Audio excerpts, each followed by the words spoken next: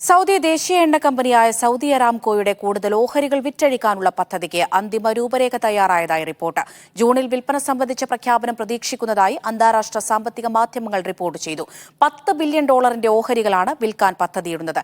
എന്നാൽ Saudi Aramco ഇത് സംബന്ധിച്ച് പ്രതികരണങ്ങളൊന്നും നടത്തിയിട്ടില്ല.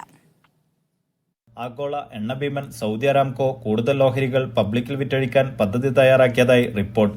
കമ്പനിയെ ഉദ്ധരിച്ച് അന്താരാഷ്ട്ര ബിസിനസ് മാധ്യമങ്ങളാണ് റിപ്പോർട്ട് പുറത്തുവിട്ടത്. ജൂണിൽ ഓഹരി വിൽപ്പന സംബന്ധിച്ച പ്രഖ്യാപനമുണ്ടാകുമെന്നും റിപ്പോർട്ട് വ്യക്തമാക്കുന്നു. റിയാദ് സ്റ്റോക്ക് എക്സ്ചേഞ്ചിൽ ലിസ്റ്റ് ചെയ്താണ് വിൽപ്പന നടക്കുക. $10 ബില്യൺ ഓഹരികൾ വിറ്റഴിക്കാനാണ് പദ്ധതി. പബ്ലിക് ഓഫറിംഗിലൂടെ തുക സമാഹരിക്കുകയാണ് ലക്ഷ്യം.